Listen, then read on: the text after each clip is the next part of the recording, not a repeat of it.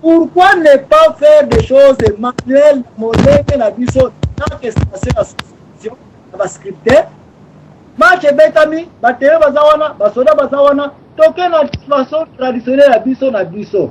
Mais quand nous voulons toucher Mayele à Mundele, oh Joachim Zambouana aye awa na Washington apprendre le secret à Mundele, tika Kabila aza na motema ya malamu, a itize mbongo na yete, alia pop na bataseni te. Soki ba le pop na bataseni, osimba ordinateur te, osimbi ordinateur, olobela numa kaba banque de données ba témoin te, ngana ko karabina na compilation parce que ngaza bwana. Soki na lembo wa Kabila na bina kende ko faire gagner na élection. Longola comment Mundele, moi Zambouana, je sais comment je vais faire passer Kabila la compilation. Et compilation le bana yebi yango. Moyibi kaka mutako yiba moyibi. To il faut biso kaka ba informaticien. To sangana na data lelo yo. To senga serveur te. Mais to kende to yeba compilateur nini basalela ki po ba monter programme wana po biso to kota na ba source code po compilation tango salema to yeba flag nini za wana te. Code, condition code, ni les avantages et vous faire gagner Kabila. Donc, il y a trop d'options. Options non sont possibles de connaître, on a bêté bravo. Mais ce sont des options manuelles. Ceux qui vont à côté scientifique, vous tiquez la biso, vous n'avez pas bêté dans la tête, vous n'avez pas bêté. Papa, nazo linga cause la liste par rapport au temps qui nous reste. En tout cas, la seule solution que nous avons, parce que nous avons un lobby, à table pour vérifier. Solution à la pauvre, et aussi madame Oté. Non mais parce que solution à bino, il y a coquin. Pardon, une seconde. Solution à bino, par exemple, Bolobi que non, il faut vous même ma équipe pour n'abo vérifier serveur tout ça. Mais beaucoup changer parce que serveur T. Compagnie moko boyeseli ayebi yango ele musuni ya kosala programme. Serveur T, serveur est un hardware. Nous rigolons la serveur à Sénil, nous avons fait même portable dans la éco-joueur la serveur. Un serveur, c'était un ordinateur seulement. Parce que nous avons fait son expérience, parce que nous avons fait l'audit. Au moment où nous avons fait l'audit, donc audit, mon frère, tu as audit. Tu as en place la compilation. C'est là qu'on a fait ça. Peut-être qu'on comprend l'idée dans la tête. Normalement, comment on fait l'audit, il y a système informatique. Parce que au cours de l'audit, il y a un système informatique, le logiciel peut salement on a audité le système.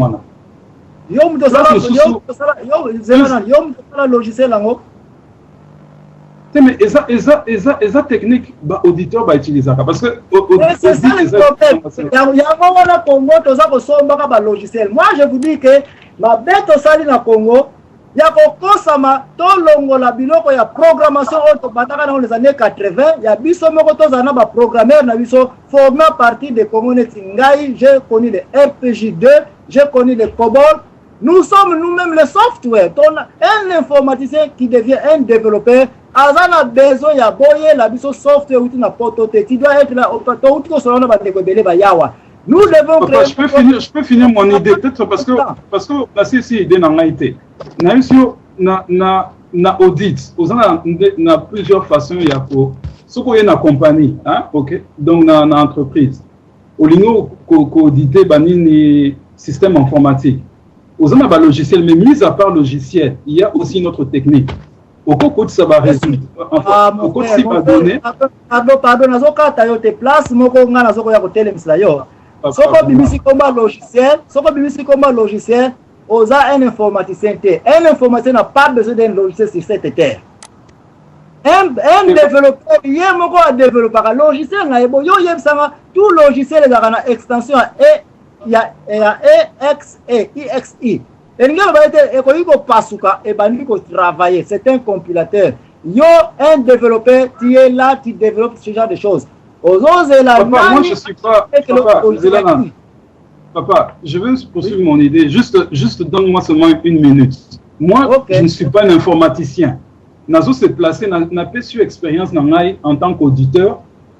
Parce que c'est la même situation. Ceux qui n'ont compagnie bâtiment na boîte de bail singa que non auditer compagnie wana il faut na auditer système na bango informatique donc ba technique na ozana bango j'ai plusieurs techniques na ko utiliser peut utiliser comme un logiciel.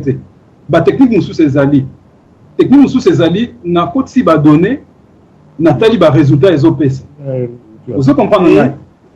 La technique nous sous nazotala, bas support, bas utiliser. Donc il y a plusieurs techniques que vous utilisez. Non, nazo c'est ça. Donc aux autres là, et puis à partir de ça, aussi les conclusions. Donc c'est pas quelque chose il y a qu'à mystifier que non, parce que tant aux autres que non, on n'a pas besoin de logiciels informatiques. Ça c'est grave. Je suis désolé, mais ce n'est pas une nécessité, mais ça apporte un plus. Ça dépend. Comme vous pouvez faire, ça l'appelle aussi à une boîte. Bon, wana oza kolobela na niveau moko trop ya Congo kaka oza na niveau ko challenge Mundele te parce que raison na yebso boye yo oza ka koye ko kotsa ba données oza no kaka produit fini mais quelqu'un qui travaille dans la compilation azali produit source origine ye wana mutu a créer yango yo yebisanga na nzambe mutu a créer batu na mutu azoli a comprendre nzambe elo ngana za ko te bino awa biso moko ba kongole toza ba nzambe soki to sim ordinateur nyonso na deux plateformes toke na Linux toke na Windows batu bakisa mingi na Windows mikolo promesa na ngote toko koma ba nzambe biso moko donc nous allons créer ces software là. Voilà pourquoi c'est na technique trop ce n'est pas nécessaire. Aux autres qui na technique trop parce que ceux qui je sais pas ceux qui voilà to bengi Mundele ayé la biso logiciel et puis to komi na ki pelekese ya koyeba te. Qu'est-ce que Mundele ayeli biso babo kokiste baza ko lobaka na biso tozo nga ya bobiso c'est ici que nous sommes sikoyo toza ko kontra Mundele ayela biso programmation na ye mais ngana za ko yeba sabino ke même si Mundele ayeli biso programmation biso ba tout programme biloko oyo to ko senga ba pesa biso programme ngo ce n'est pas ye poto tester yango mais ali poto ke ne ko vérifier ba place biso to yebi na biso ki secret na biso bango ba yebi moins que biso place to ko tester ba code to ko ba ki aona aba tricher mais eloko kitoko lobi na ngana sepele nango yango yo o lobi bien et bon so yibo tester et simbi et puis na minute asuka ba ye ko déranger sous ba programme ko tester ba ye ko zonga ba paramètres donc ko moyibi. Mais c'est pourquoi j'ai dit que batu ya seni ba yebisa biso ba serveur na bango est-ce que ça na accès na internet pour na ko sauver ba données quelque part au monde. Ce qui répond à oui avant élection et banda ba compilation oyo ba carte la biso singa internet wana complètement serveur moko et comme globalisation te ezala local de façon que makamu non c'est comme ça na Kinshasa c'est local c'est testé na Kinshasa ba données na Kinshasa makamu tout na Kinshasa local. Mais ceux qui va servir au Guindé na yebilango ezaleli eza en contact avec internet pour que nous restaurer ba données na libanda ya Congo de force ya ba compagnie oyo créer ba logiciel bazali kuna baliaki musuni na bango bakosisa makamu na poto makamu marche kobeta makine te. Nazaka na moi question pour na yo moi question pour na yo parce que au lobai makamba misapi bon je sais pas na peut-être na comprendre ngoma be est-ce que vote tant bazo sala est-ce que ba ko utiliser ba misapi pour ba voter na machine ou bien misapi ezaka pour na ko vérifier que bazo voter deuxième fois té par exemple tant bacha bango ba encre so ba voter ba chi misapi na feuille comme ça ba ko zonga deuxième fois té parce que j'ai pas très bien compris tant ozo lo ba makamba misapi est-ce que tu peux un peu clarifier ça? Merci tango mutu ba candidat oyo ba kendaka na ba place nyonso wana ki ba station ba serveur de ba station dans ba kena station bazana ba paramètres oyo logiciel oyo toza ko lobelaka eyebi yango déjà que tia ba données ya mutu oyo parmi ces données là date de naissance kombo na yo adresse na yo nini tout ça ezawana ça ce sont des données oyo ezali na dynamique ça peut changer à n'importe quel moment n'importe quel candidat peut venir mais ce qui bazui c'est nani misapi na yo bako scanner yango misapi na yo wana eza na numéro moko parce que eza na mwa logiciel nango pe oyo yebaka kotanga ba empreinte digitale oyo koyeba numéro oyo ekopesa yo tango epesa numéro wana numéro yango ezali ya yo moko kaka na monde elingelo baite ba données nyonso tout ça ekeko vanda na serveur te mais serveur azu yango akeko store yango na banque de données kombo na yo eza il faut ezala na sima ya misapi elingelo ba ete oza déjà un seul candidat soki logiciel wana et ba compiler yango mon compilation ezongi lisusu na wana ekoyeba ete misapi oyo est égal à ya Zambwana ngai soki mutu mususu aye bon soki mutu mususu aye ça sera impossible pour numéro ya ngai Zambwana ekutana na ye lisusu.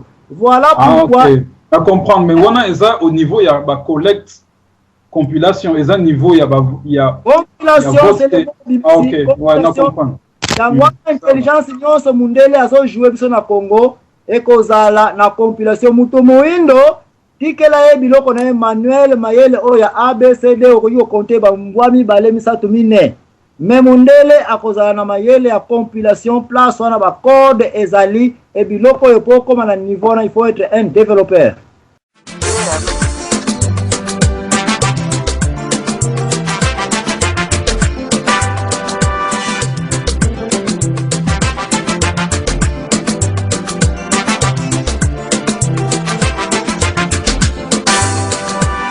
Bon, ce qui mutu musu aye, ça sera impossible pour numéro ya ngai Zambwana ekutana na ye lisusu. Voilà pourquoi à comprendre mais wana eza au niveau ya ba collecte compilation eza niveau ya compilation c'est OK ouais na comprendre dans intelligence nyonso mundele azo jouer biso na Congo ekozala na compilation muto moindo tikela ye biloko na Emmanuel Mayele oya ABCD okoyo compter ba mbwami bale misatu mine mais mundele akozala na mayele ya compilation place wana ba code ezali et biloko yo poko na niveau na il faut être un développeur.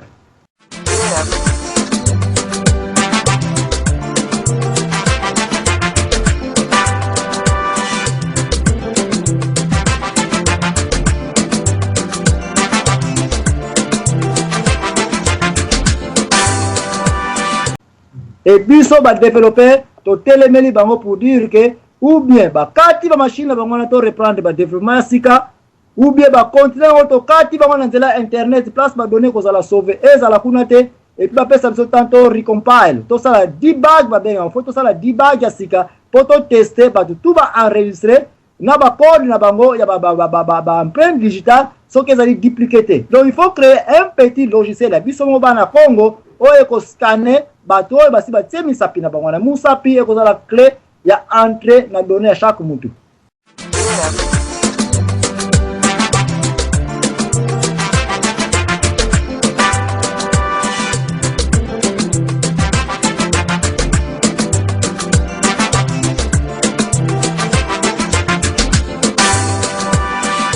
Kombote banzuzi baza to ba chimanga baza million. Mais si solution na ya ko publier liste yo moni yango eza c'est pas faisable. Il y a publier et puis il y a vérifier na échantillonnage. Eza bien mais masoko ya dendo kaka wana bazotindela biso. So nyonso za na compilation. OK. Je pas za mamba vula tena.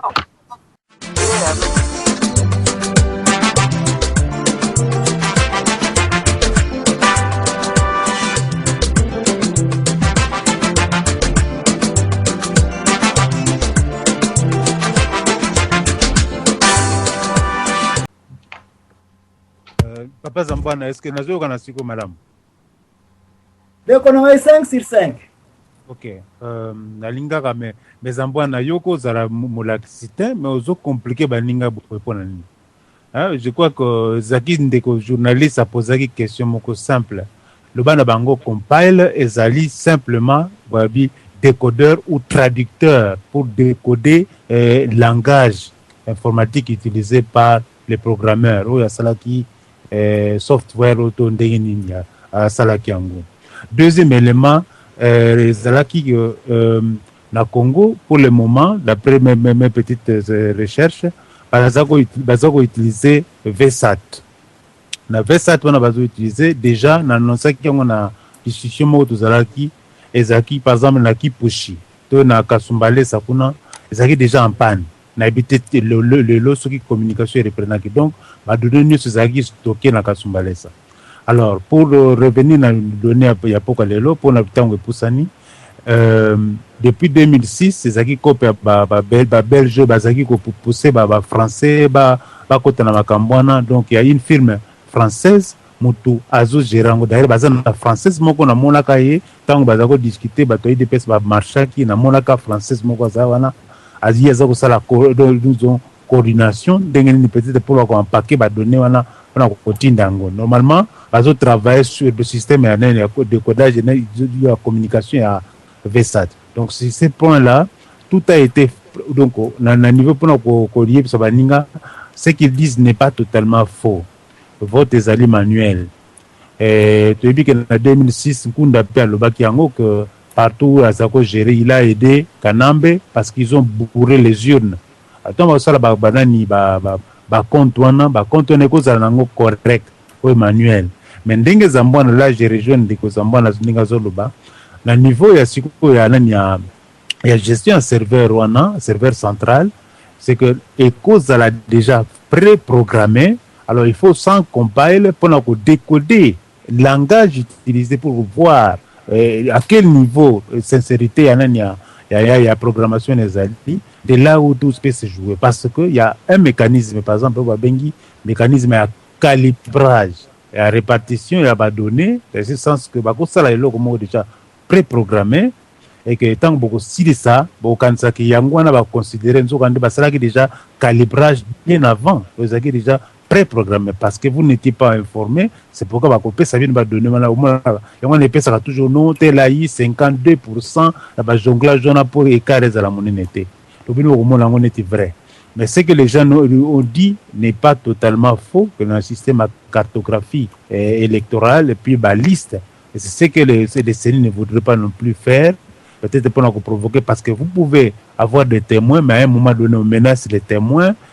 Gérer Bangomabé et tout ça, ça peut jouer. Donc pour dire, pour nous qui sommes des anti-Bilokwana, l'élection, il y a foira, et parce que c'est vraiment, je n'ai aucun crédit dans Bilokwana. Est-ce qu'ils sont en mode scrutin?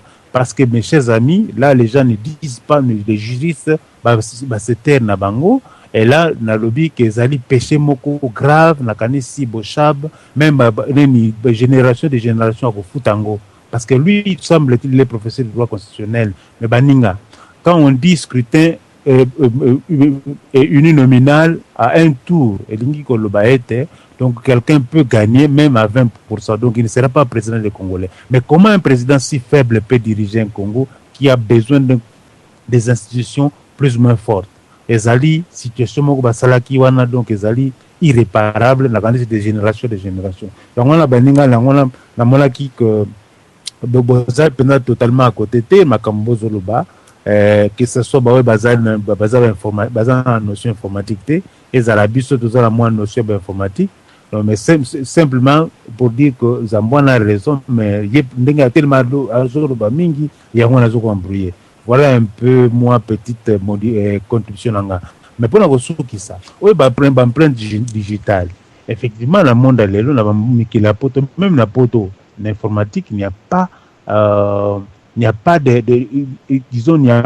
de fiabilité à 100%. C'est pourquoi il y a toujours des softwares qu'on développe pour dénicher par exemple l'empreinte digitale. Donc ça là quand on collecter les données, normalement il faut nettoyer le nettoyage on a éviter dédoublement et ça la comptabilité et ça la biloko nyonso bazo utiliser par exemple le système à magasinage, il n'y a pas de données. Donc sur ces points-là, cela n'a pas été fait. Il y a pour na ba misapi, na ko beta misapi, il y a ezaki na ba poto wa, utabwa kingunda wa, abwa kingunda kuna, mais tant ba sangisaki central wana, so ba lancer compile wana décoder, ayo ko retrouver que non tel après 6 mois ou bien 10 ans, ba ko kangayo que bwa ka koto wana, misapi na bimi koto wana kuna eleli. Voilà un peu ce que na ngana loba. Merci. Merci le Roger Bakazamambu na Bakamolobi. Il y a des corrections où on a insisté dessus soana. Il y a compiler, il y a VSAT. VSAT, ce n'est rien d'autre que moyen de communication, il y a télécommunication pour avancer, donner de point A à point B. Par exemple, ceux qui câbles, les câbles, France, tout ça, les câbles. Ce qui est allé câble zate toke na satellite et puis ba donner ce qui importe comme la différence est que kilo nini quelle vitesse ba donner comme la place aux allés, c'est ce qui fait la différence entre câble ba visate na ba wireless surtout ba sans fil onyo so ezaka ko dépendre kilo ya vitesse ya na capacité ya ba donner boni et ko tindika wana nde comme décision ya mutu. Donc visate baza ko sala ka oyo oza ko confirmer que ba région nyonso ba calcul ba donner nyonso ba ko épuiser ezo ko yaka na Kinshasa te ezo vanda ka quelque part na Europe et puis de l'Europe là bazana ba donner na bango ba même donner sous soki balingi ba commission pe na Kinshasa. Alors ça c'est clair que toza sous un système manuel ya ko commission ba donner na Kinshasa. Mais qu'on a il faut comprendre un système qui bien. Seni ayeb sabiso ba serveur baza ko sala mais moi j'ai la réponse à partir makamoti koloba so bazo sala ba visat c'est clair que ba serveur na biso eza ba serveur global et ce que ça global c'est clair que ekoki ko za n'importe où nde comme ko na téléphone na Californie allo na Florida a clarifié très bien na zone ya koloba mingi teme bat baloyi ba kambebele. Eza na besoin ba donner ngo eza na Kinshasa te, ça peut être n'importe où ba ko manipuler na bango yango.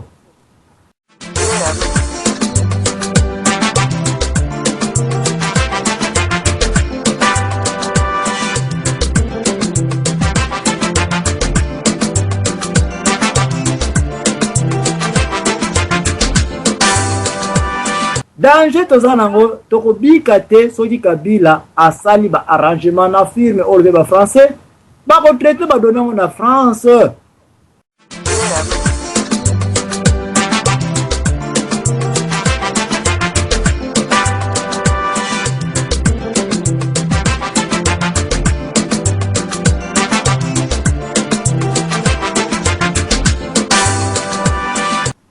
Wana déjà échec total tout ça on a Congo to wa kono so ko manager ba biloko ete. Bon, na deuxième point, compile o uti koloba o ba ko tia ba décodeur ba lancer non.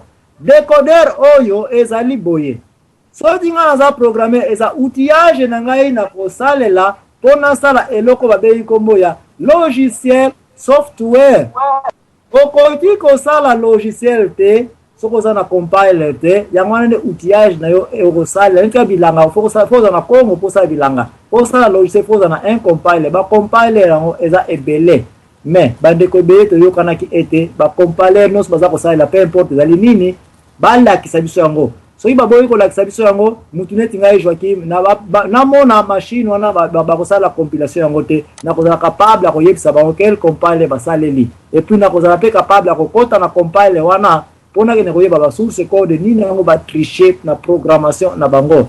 Danger toza nango na Congo ezali kaka moko. Aussi longtemps que tondimi ba élection oyo pooling nango esalemela manuel te esalemela électronique to sambela nzambe ke Kabila aza na motema ya kokotsa corruption te na batu oyo baza en charge ya ba serveur te mais en charge ya compiler oyo baza na motema ya kozala na légalité ya mais soki balingi kolia musu na bango soki balingi balekisa mutu na bango n'importe quel mutu balingi ekozala bakozwa code ya mutu wana algorithme na condition ya if Kabila soki ye balingi 1 est égal à autant ou bien bakisa autant moi ligne ya muke kaka ya code bako bouger po ba incrémenter chiffre balingi kosala bino kuna na Congo bokobeta Kabila maboko bokobeta projet sekili maboko bokobeta camera maboko eza bouton na bango kaka place wana ba changer kaka paramètre ya muke. C'est un argument simple ba ko modifier. Alors,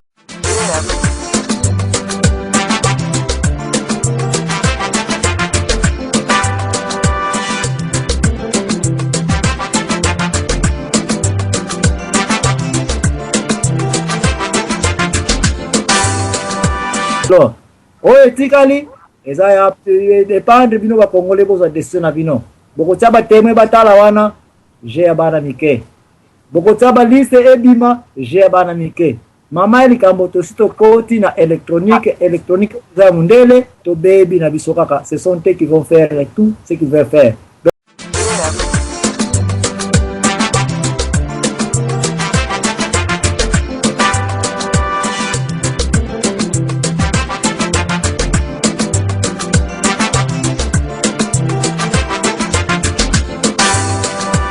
Donc, contrôle un serveur au besoin kolobelaka, bolongola mon serveur, ça n'a rien à voir na tricage à donner. Ndeko moko alobaki a regretaki tango ayokaki bato bazoke na seni koba. Tozana besoin serveur. Eza kofunda mon peuple périt par manque de connaissances. Yango alobaki ba informatique nyonso section nyonso na Congo na ba docteur na wana ba campus bazoka ngai bakanga ba section nyonso wana.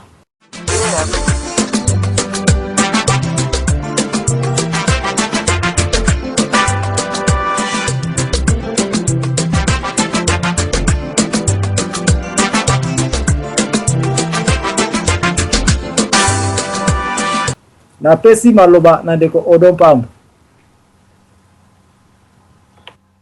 Merci beaucoup l'impresario. Na pesi mbote pa kazamam na mona ke bandeko so akotaki. Oui l'impresario ba félicitations belé vie ba diplôme pende comme loba sikoyo. Eli ko ba kende to la bo na radio lisoro to kotaka. Il faut toujours en respect na sima PC vraiment parce que to ebi ba tuté beaucoup au déchaîné to ebi sikoyo. Malgré misusu bakota kaka te naza maçon na maçon mais mon kolezali a ko déchaîner to ko yeba bien bon ina loba boy papa zambwana ngana loba ba misusu te na boy ba fleur na bino tout bokota ki bolakisi so niveau na bino vraiment Congo ndenge papa chancelier ba ki to apenda na mitu oyo penze ko défendre Congo mais ngana loba directement pa na yo poza vie na nga kati na ko loba na ba tout te pour vraiment tout apenda close te. Papa Zambwana oza mutema mabe moko nanu na mona te. Pourquoi na lobi bon? Ba biloko yozo bimisa. Tanto sola makambu ya papa Tshisekedi. Mais to lobi congolais nyoso a travailler. Siko yozui oyo yebi okangi na yo yango ti oyiko koma lelo omoni ko sepelo bimisela ba congolais. Oye na radio osanzeli biso yango. Mais mutu lokola yo tozali na besoin na yo comme yo yebi ba kamsu bozolo balange zo lekanga ka lelo boy pomoni congolais to aka danger mais ngana ka danger na domaine o na za danger o na danger ti na danger ti net lelo na sengi pena abandon oso comprendre. Alors pourquoi au vanda na silence wana papa Zambwana?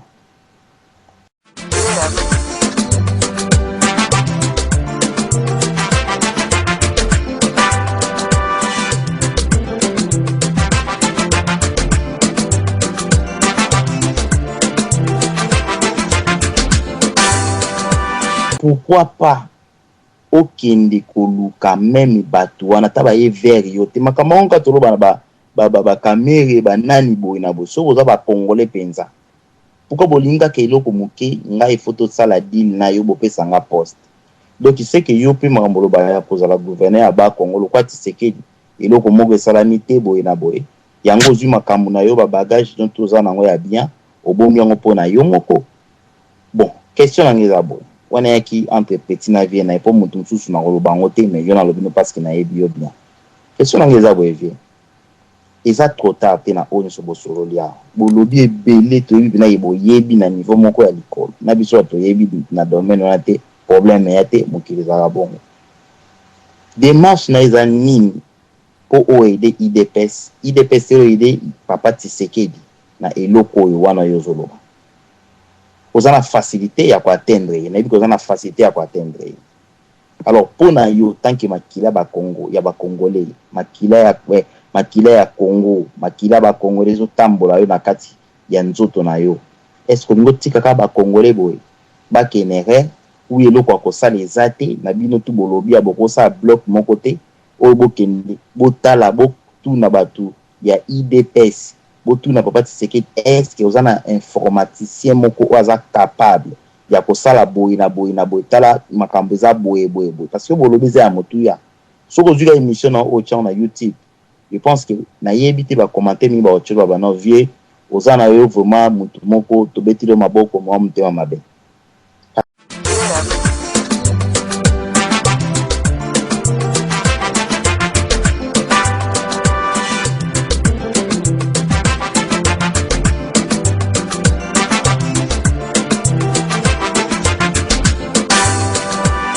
Que oyo lobby elekeli même nga alors pesanga na nos réponses pardon vieux ya kolobaki est-ce que ça n'a tardé oloba déjà ça tardé est-ce que ça la démarche tout ça la pas moko vers Papa Tshisekedi afin que au sauver ba Congo bazali ko souffrir na kata Congo ata tricage ko salama mais yo au porter un plus na yo afin que ocha bakal na makambwana est-ce que moi exactement so ki ba ko linga ko pesa bino te bilo bo benga na so ki ba nini wana po me yate mais yo o la sa bonne foi na yo ya ko kende vers Papa Tshisekedi oyebisa ye makambo est-ce que ko salama te merci beaucoup.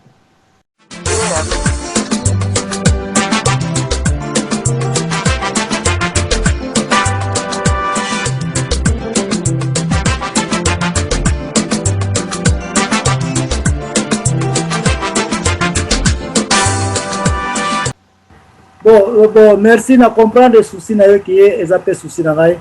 Il y a deux choses awa. Il y a réponse politique, la réponse technique. Bon, ce moment c'est politique et la technique jouer et koufi même moi n'amke aza koye baite koufi.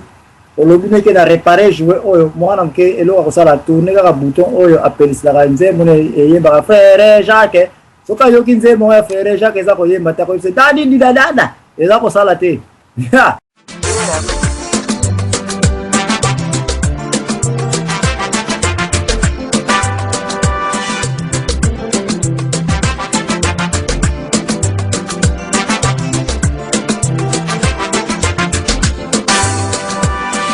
Mais politique est ça ça convaincre les gars battre na ba solo ba dribblage ndenge na ndenge. Alors solution ya ba problème o ya tricage awa ezako dépendre ya accès au Papa Tshisekedi effort asali à travers l'IDPS yabakende ko zwa batu oyo toyoki na biso ndenge tozo zwila yango ke bate batu bakozala en charge ko surveiller serveur vrai secret faut que d'abord na batu oyo na yebike batango bale musuni na yebike bato baza consulter ba pesa ba mbongo soki baza volonté baza ba volonté première démarche na biso tonga ona ko sala soki na ko sala contribution ya kozala en contact d'abord na batu oyo que est-ce que réellement va permettre bino bo sala investigation technique na base ya procédure électronique ou ya élection ce qui vraiment va peseli bango nguya wana et que bazana yango batu wana sikoyo il faut to profiter na sima ya licence to ordre oyo bazui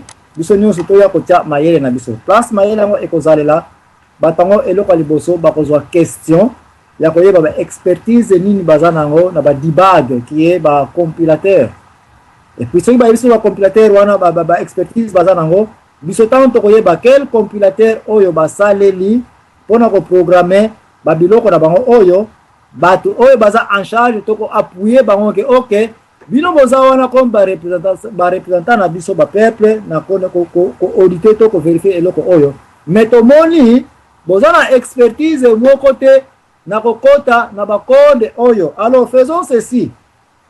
Tika to pesa bino expertise ya kokota na bakode oyo comme ça to kene koyeba algorithme nini ba utiliser oyo ba ko tricher et puis to bloquer yango.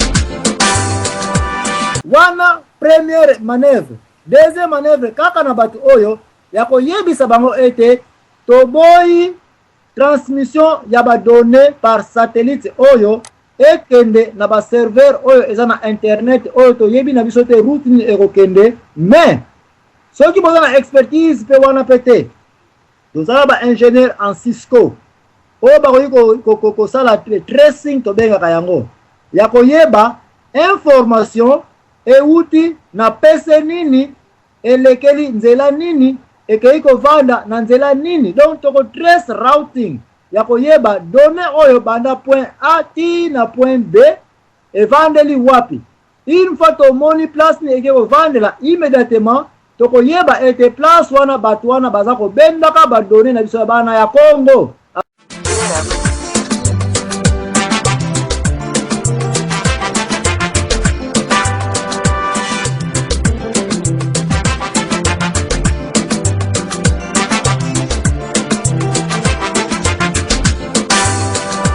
Alors qu'est-ce qu'on va faire? toko reroute ba donner na biso donc totalement Cisco nyonso oyo eza kosalela mpona kotinda ba donner sur base ya satellite régional ya place nyonso ezali ndenge ndeko mpaka mambo asiti koyebisa biso chaque routeur wana toko kode yango et puis tosali table na yango pour to programmer route nini ba donner na ekozwa et puis to tracer yango de place nyonso ezaleli na satellite na espace et puis na téléporte oya biso kaka na Kinshasa makambo ezala susu dupliquer quelque part na Belgique na France ezate ekiti directement na Kinshasa comme ça to komi na pireté ya information de point A à point B ya biso moko c'est comme ça où to ça la compilation à défaut on doit encore mettre un peu d'argent en jeu de façon que chaque centre na tango ezu ba donner na yango ba témoin manuel bazali wana compilation ya biso moko et ça les mitera na même centre wana avec ba soda ba témoin ndenge na ndenge donner à information wana to yebike bandundu et pesibiso autant selon répartir ba candidat na élection manuel et puis Kinshasa pe manuel et puis to sangisi ba donner nyonso wana sur base ya simple téléphone et que et pesibiso information que OK awa papa tu sais que autant awa autant et puis to zui yango to compte yango manuellement na serveur était mais na machine oyo eko compiler ba données nyonso et puis tozui résultat na biso bana ya Congo sur base ya ba informaticien oyo ba expert ba vani na ba centre oyo mais soki totiki ba mindele wana ba français wana baza en charge ya logiciel oyo bango baza la en charge ya côté ya intelligence biso batikeli biso na côté ya masoko ya denotolia ça sera pratiquement pas possible parce que information est à donner, information coûte cher. Bango bazo la information, biso to la batu. Non, déplacer l'information par les hommes.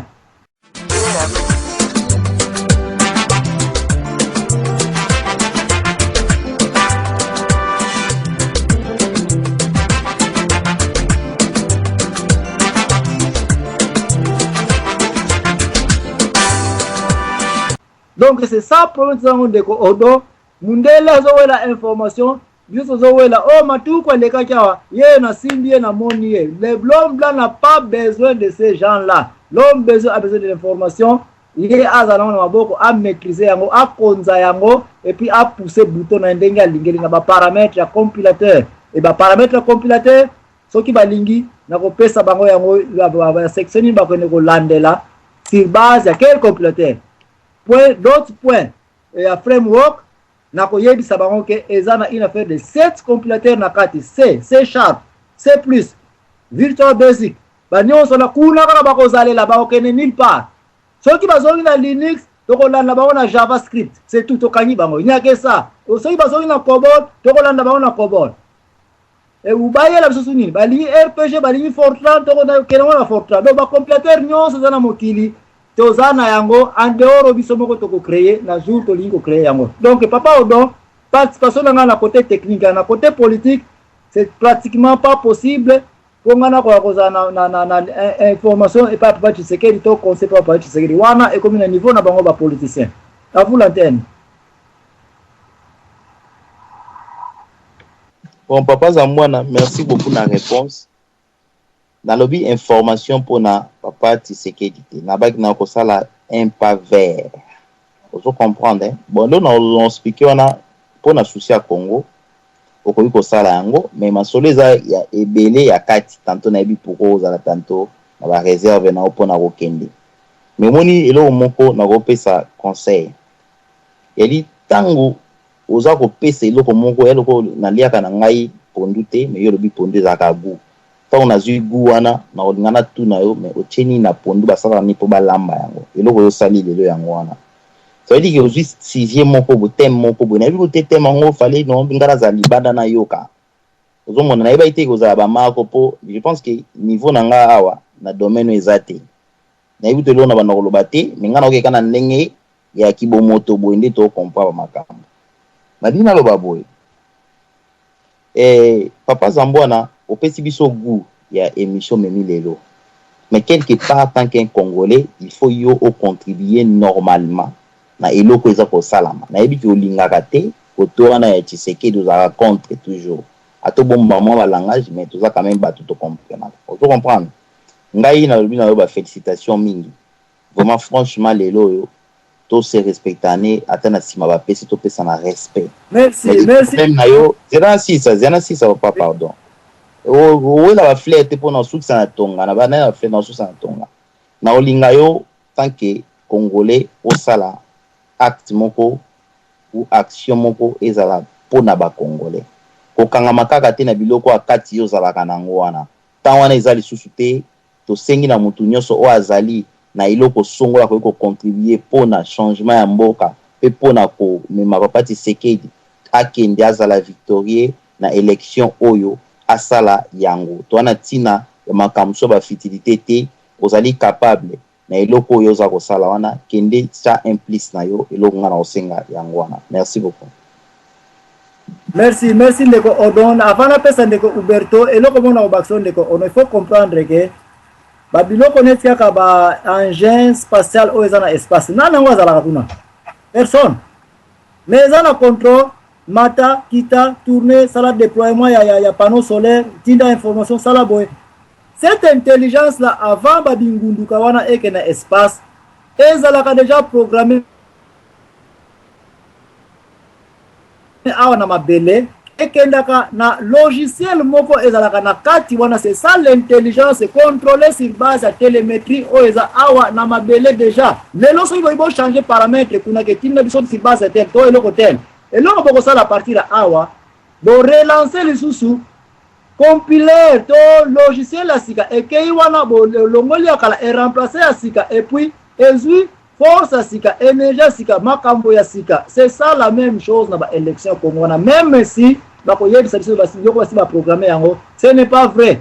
Il y a quelques lignes ya code eza modifiable 24 heures sur 24 et puis match ekena ngope dada bako iko lexa mutunos bali iko lexa mendeko Iberto na peso antenne to bloquer mundele aza na accès ya serveur na biso ya senité à partir ya virtual distance jamais to ko permettre yango oui merci mingi papa Zambwana ozokanga 5 sur 5 papa Zambwana na kanisi iyo ndengo za wana na pesi olongonya na ndimi vraiment osali biso bana batoto vana les États-Unis qui to yaki osakana te maelo oza nango na sepeli nango minyango monike na vandaki kimia malgré que eza domaine na ngai te mais na kanisi so totali nanu awa na États-Unis yoza awa na États-Unis oyebi ke eza na ba chaîne moko oyo ezalaka ya bato oyo ya ba démocrate na ba républicain na kanisi oyebi mais eloko moko na lingi na loba na bandeko nyonso bazolanda nini oyo zolakisa vraiment ki Papa Tshisekedi ya koleka sur base nini ya sondage nini oyo basalaki bamonaki ke na est d'abord Papa Tshisekedi aza na bato ebele pour preuve ngai na koyebisa yo ke okotuna bato ya est mususu balingata koyoka makambo ya Papa Tshisekedi. Donc na est wana so tolandidi eza divisé entre Kabila na Vital Kamerhe. Oke na katanga wana nazo kosa yo te bakatange banga bato moko oyo bomona ki filme wana okopesa nga raison journaux. Ça veut dire biloko wana tozoloba wana biso bato o toza awa tozo pesa vraiment na makambo ya tricherie. Or okosutuka yer moko boepe soit Vital Kamerhe alekia okosutuka peut-être mutu mususu pe alekia tozo pesa ka Papa Tshisekedi par rapport à quoi? Tozo sala sondage te. Tozo sala sondage ata mon côté. On ne peut pas dire moi. Papa Zambwana. Tozo mona ke il faut to banana ko sala sondage. Merci ndeko. Merci likabo utiko loba na banza ngaba explication na utiko pesawa. Nazo lobela si pirete ya nini ya pooling to compilation ya ba données pour na kopesa résultat final na ba élection oyo. Donc na totoke mingi na côté technique lelo to toucher penza makamba politique na ba candidat mon côté na favoriser pe to na lobby limbi tangana. Oui. Bon, na ebitende kwa katani, je ne sais pas pourquoi katani. Bon, tout ça la boye, parce que tu tires quand 10 minutes, si 10 minutes, on a awa 1, 2, 3, 4, 5, 6, tu connais presque na 2 minutes, et puis tu peux tirer conclusion souka. Donc, tout ça la tour boye, tu as kende et pas un déco, l'ipela na pesa que depuis qu'on est, tu as na kati, mais ce que tozo banana maman mise toke na ndeko Ghislaine toke na papa Marcel et puis tozongi pa papa Roger Mpaka et puis ndeko Odon et puis ngai na postire. Donc maman mise na pesi oya yo 2 minutes ndeko na biso zaki Umberto akata na kiso kozonga ekozala sava mais en attendant to pesi na maman mise oya na yo ya 2 minutes.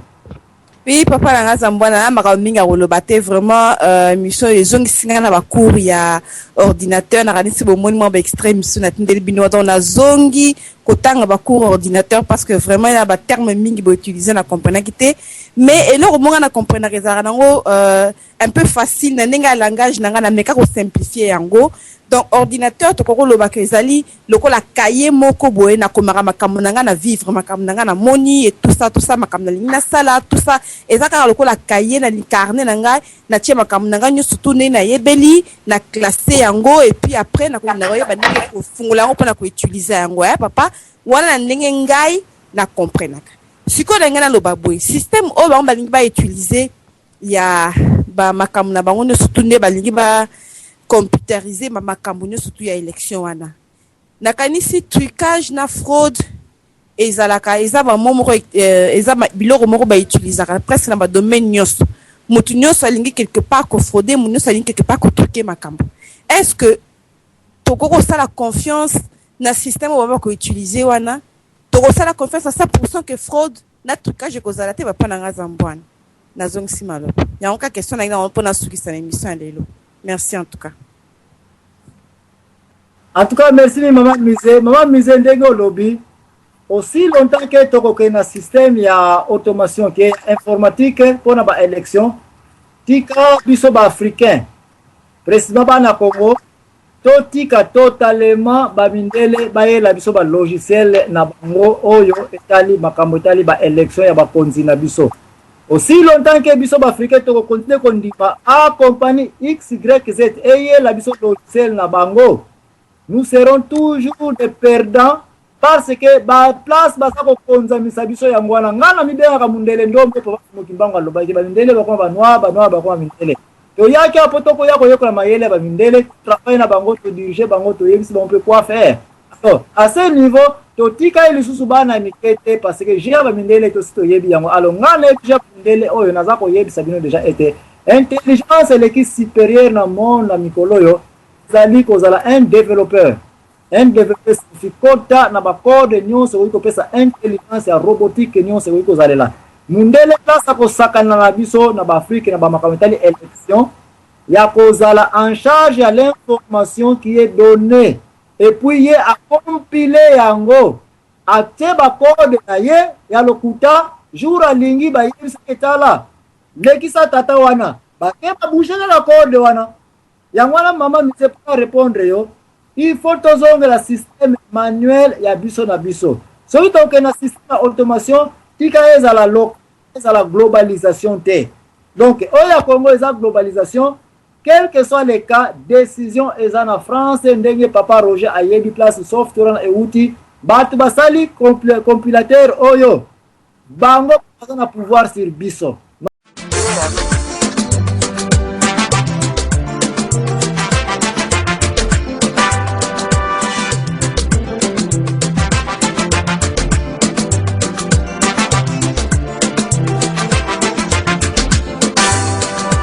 Mama Mise na yebiso tayamona totika biloko oyo ya mundele ekotika kala ngoko simba amutale election na moi to katanya on était surtout zaka na internet awa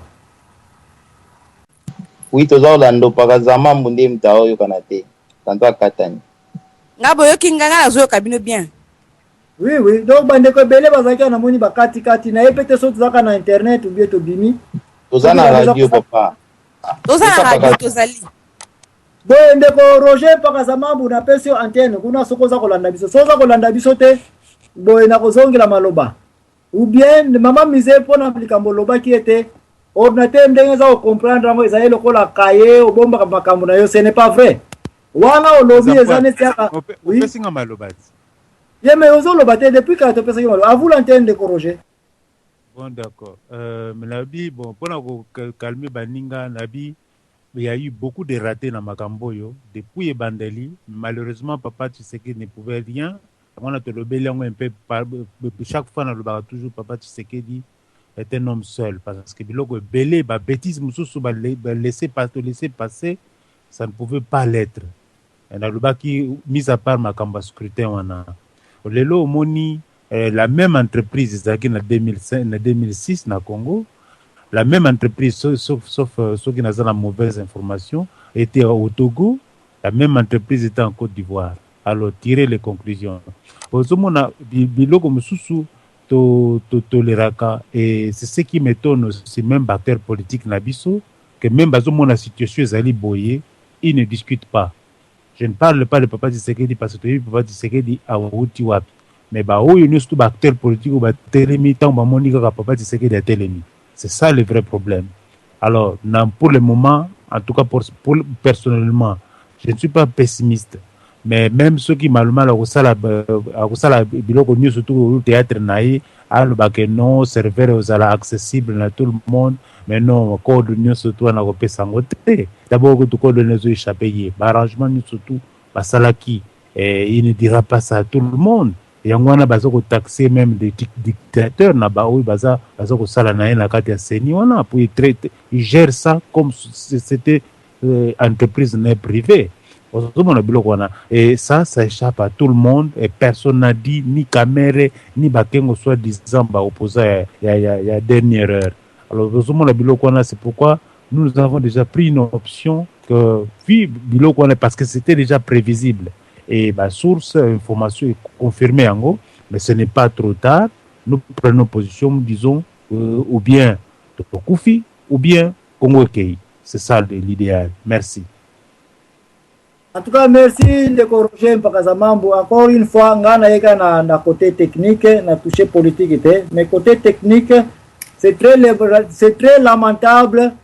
Na ngai ndeko na bino en tant qu'un scientiste développeur, na zako confirmer que aussi longtemps que compilateur oyo ba mindele oyo bazako sala yango pendant que biso moko tokokena biso ko sala yango. C'est très regrettable que bazana pouvoir sur biso, bazana décision sur biso, place bazana décision sur biso, et ça algorithme oyo bango bakoya kotia na place ba condition if soki Kabila code neza kage est égal à 1 fois 2.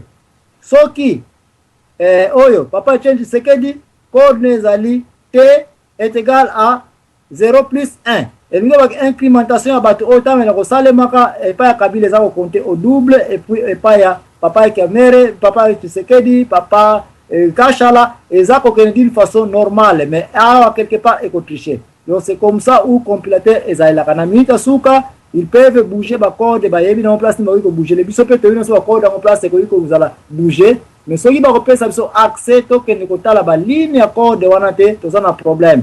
Et même si ba pesi so accès na yango ba code yango il faut ezalaka na minute souka avant que compilation esalema ba témoin bazala wana ba compiler yango pour bazala sur que pureté ya tricherie ya ba incrémentation et ça limité.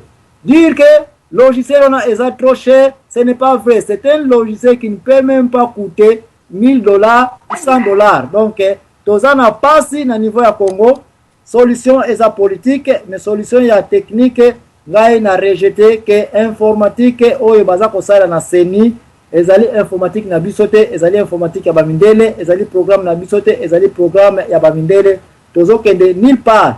Solution ya suka, chaque centre eza na satellite, ba longola ba IP wana ezali wana, ba changer ba IP ya sika ezala route nango eya direct na Kinshasa, et puis direct na serveur à biso moko programmer ba routeur wana, donc et que ne suna ba donner place et que ndakate comme ça tout perturber centre de données ya Congo et que ne ressources na poto te. À part ça ba données nyonso ya ba tutango ezo kende na poto oyo na ba serveur na bango bazaka na besoin badonner yango mpona élection na biso te bakoki mpe kosalela yango mpona kogénere bamakambo ebele oyo prochainement na koyebisa bino quelle est l'importance ya baempreinte digitale soki bopesi yango na bato bazwa na bango.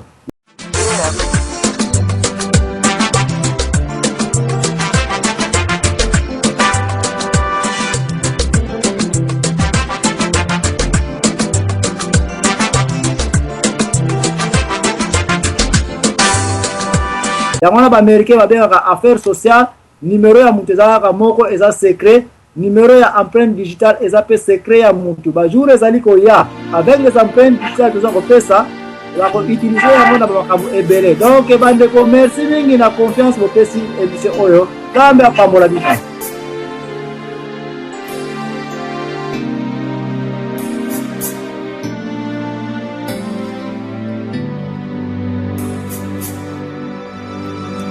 Ascension, la montée miraculeuse. Christ monte vers le Père, qu'il a achevé sa mission. Après qu'il eut tout accompli, laissons place au Saint-Esprit, afin qu'il vienne en son tour pour réaliser son œuvre avec la promesse de Dieu. Ascension, la montée miraculeuse. Christ monte vers le Père qu'il a achevé.